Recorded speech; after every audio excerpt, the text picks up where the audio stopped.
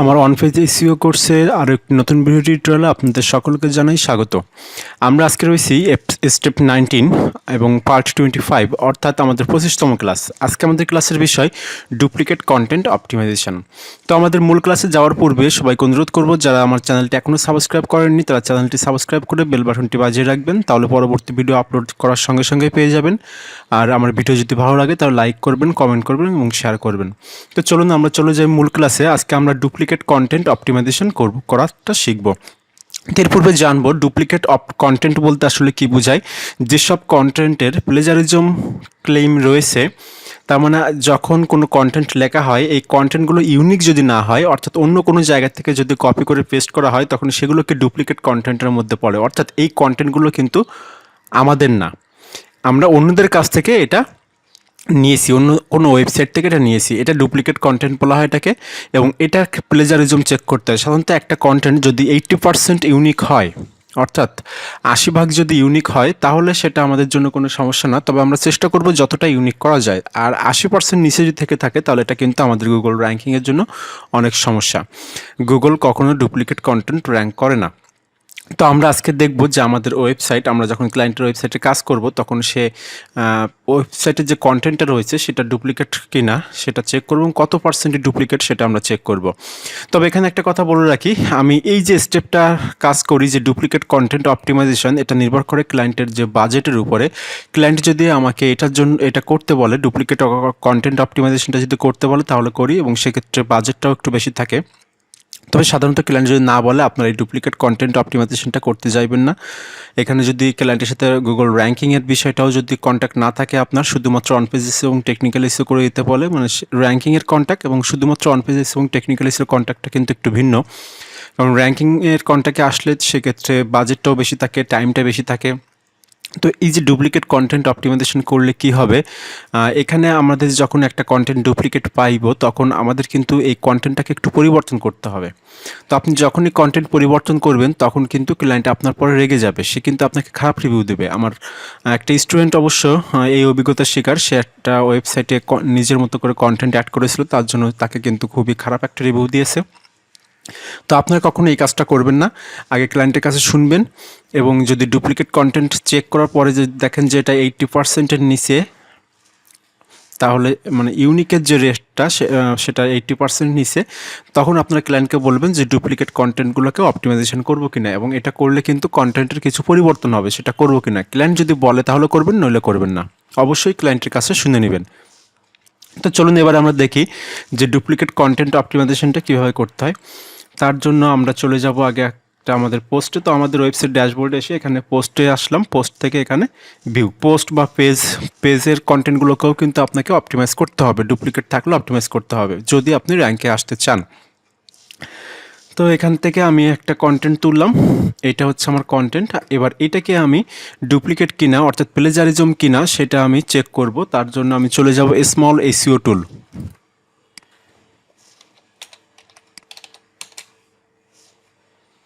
আপনারা চলে যাবেন স্মল এসইও টুলে। দেখেন এখানে যে অপশনটা দেখতে পাচ্ছি যে প্লেজারিজম চেকার, আমরা এইটাতে যাব, প্লেজারিজম চেকার।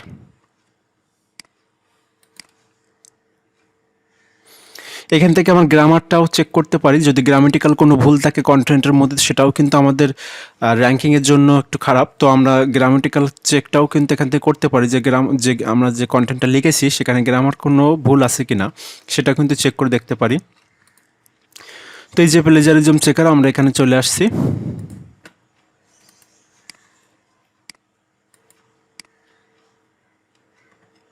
আমরা এবার এই কন্টেন্টটিকে কপি করব।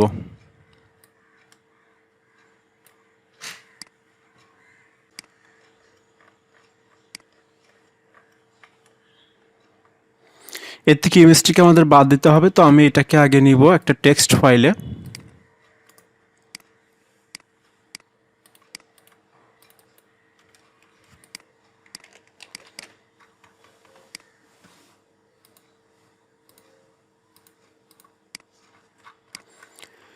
একটা টেক্সট ফাইলে নিলাম, তারপর এখান থেকে আবার কপি করব।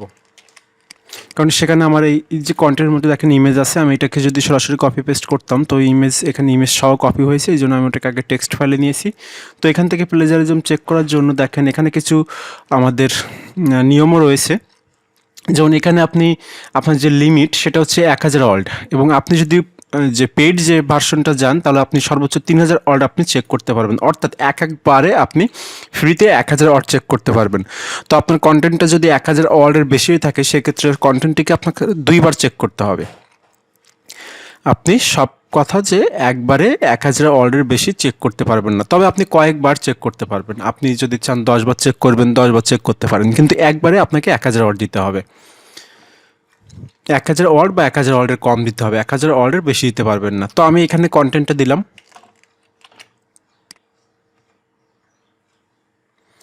কন্টেন্টটা দেওয়ার পরে আমি নিচে এসে দেখেন I am not a robot, এটাতে ক্লিক করলাম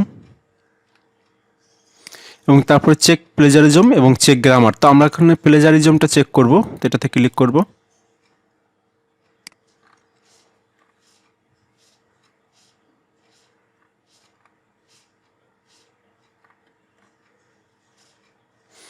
দেখেন এটা কাজ চলছে। তো এখানে আবারও বলছি, আপনারা যখন একটা কন্টেন্টকে অপটিমাইজ করতে হবে তার পূর্বে ক্লায়েন্টের কাছে অবশ্যই শুনবেন, এবং এই যে কন্টেন্ট অপটিমাইজেশনের যে সার্ভিসটা এটা নির্ভর করবে ক্লায়েন্ট আপনাকে কত পেমেন্ট করছে তার উপরে। ক্লায়েন্ট যদি আপনাকে 5টা পেজ ইস্যু করার জন্য যদি $60 বা $70 দিতে চাই, তাহলে সেক্ষেত্রে ক্লায়েন্ট আপনাকে বলতে পারে যে আমার কন্টেন্টটা অপটিমাইজ করতে হবে।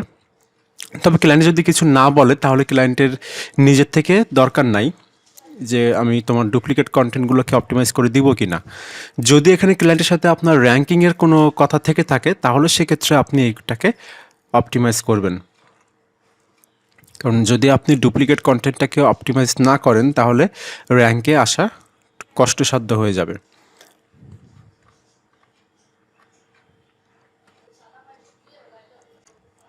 তো দেখেন এখানে আমার কন্টেন্টটা চেক করা হয়ে গেছে এবং এখানে প্লেজারিজম 100% আর ইউনিক হচ্ছে 0%। তার মানে এই যে কন্টেন্টটা একটা ওয়েবসাইট থেকে কপি করা, যার জন্য কিন্তু এটা পুরোটাই প্লেজারিজম দেখাচ্ছে এখানে।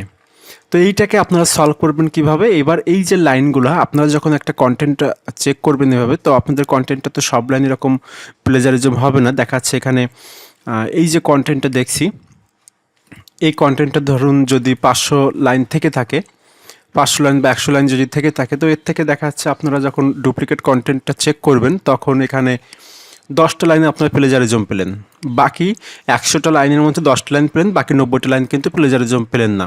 তো আপনাকে শুধুমাত্র 10টা লাইন চেঞ্জ করতে হবে, অর্থের ঠিক রেখে দেখতে হবে আমি কিভাবে লাইনটিকে লিখতে পারি। সেখানে কিছু সিমিলার ওয়ার্ড ইউজ করবেন, মোটামুটি অর্থটার জন্য পরিবর্তন না হয় সেভাবে আপনি ওই লাইনগুলোকে আবার রিরাইট করবেন। এখন যদি আপনি ইংলিশটা দুর্বল হয়ে থাকেন, যদি রিরাইট করতে না পারেন, তো আমরা সফটওয়্যার ইউজ করে রিরাইট করতে পারি, তবে আমি কখনো সফটওয়্যার ইউজ করে রিরাইট করা সাজেস্ট করবো না, কারণ সফটওয়্যার ইউজ করে রিরাইট করলে সেখানেও র্যাঙ্কিংয়ের প্রবলেম, গুগল কিন্তু কখনো না কখনো সেটা ধরে ফেলবে যে এটা সফটওয়্যার ইউজ করে রিরাইট করা। তো রিরাইট কীভাবে করা যায় সেটা একটু দেখিয়ে দিতে পারি আপনাদের। তো এটাকে মনে করেন আমি এই লাইনটা ধরেন আমি রিরাইট করব, তো এই লাইনটা যদি রিরাইট করতে চাই তাহলে এটাকে কপি করলাম। আচ্ছা, আমি এখান থেকে 2টা লাইন নেই, এখানে দেখেন প্রথম 2টা লাইন নেই, তো আমি এটা এইখান থেকে নিয়ে আসি। ধরুন যে আমি এই প্যারাটাকেই রিরাইট করব, এই প্যারাটাই আমার প্লেজারিজম পেয়েছে। তো এখান থেকে চলে যাব, দেখেন এই যে স্মল এসইও টুল একটা টুল আবার রয়েছে আর্টিকেল রিরাইটার, এটাতে আমি চলে যাব।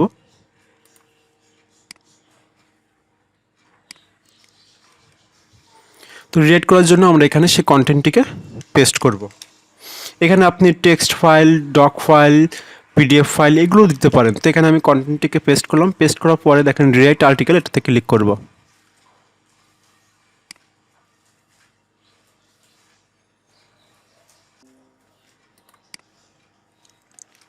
এখানে দেখেন আমাদের প্রসেসিং হচ্ছে।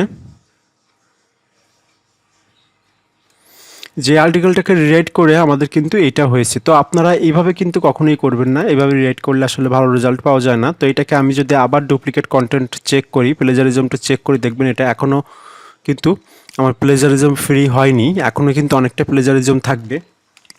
তো এরকম করে 2-3 বার করে আপনারা রিরাইট করবেন, তাহলে হয়তো বা এটা ইউনিক হয়ে যাবে, কিন্তু এটা কখনো করা উচিত নয়। গুগল কিন্তু আমাদেরকে এটা সাজেস্ট করে না। জাস্ট যারা ইংলিশে দুর্বল, ক্লায়েন্টের কাজ হয়তো অনেক সময় বেঁধে গেছে, আপনি করতে পারছেন না, তাদের জন্য আমি এটা দেখাই দিলাম।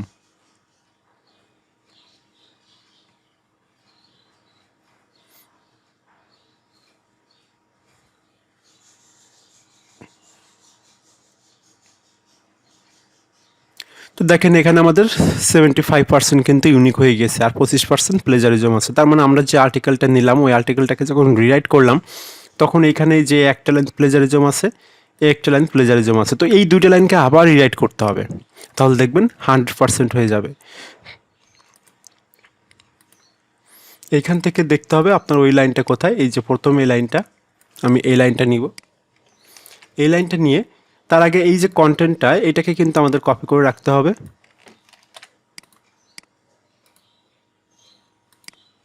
আমি এটা এখানে রাখি এবং এখানে প্রথম লাইনটা কিন্তু আমাকে প্লেজারিজম পেয়েছে। তো এই লাইনটাকে কপি করে এই লাইনটাকে যদি আমি আবার রিরাইট করি, আমাকে এখানে 80%-এর উপরে বানাতে হবে।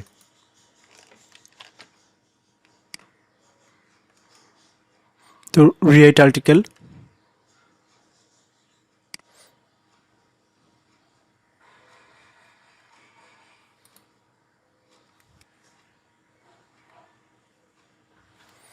আচ্ছা এটা আমাদেরকে রিরাইট করে দিয়েছে। এবার এইটাকে আমি আবার রিপ্লেস করব। এভাবে আর যে লাইনটা ছিল সেই লাইনটাও কিন্তু রিরাইট করে নিতে হবে, তাহলে এটা 100% আপনার ইউনিক হয়ে যাবে। তো এখানে আমি এটাকে রিরাইট করে এখানে রিপ্লেস করলাম। তো আমার আর যে লাইনটা আমার ডুপ্লিকেট কন্টেন্ট ছিল মানে প্লেজারিজম ছিল, সেই লাইনটাও আমি যদি রিরাইট করে আসতাম একবারে, তাহলে সেটাও কিন্তু আমার এটা 100% ইউনিক হয়ে যেত। তো আপনারা সেই লাইনটাও এরকম যে কয়টা লাইন পাবেন প্রত্যেকটা লাইন আলাদা আলাদা রিরাইট করবেন, করে সেগুলোকে রিপ্লেস করবেন।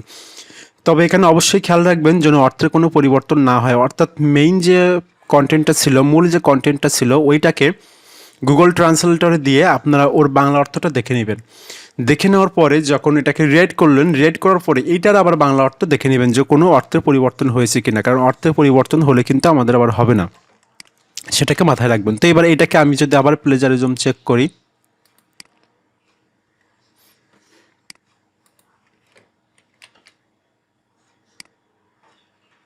এখানে I am not a robot, তারপর চেক প্লেজারিজম।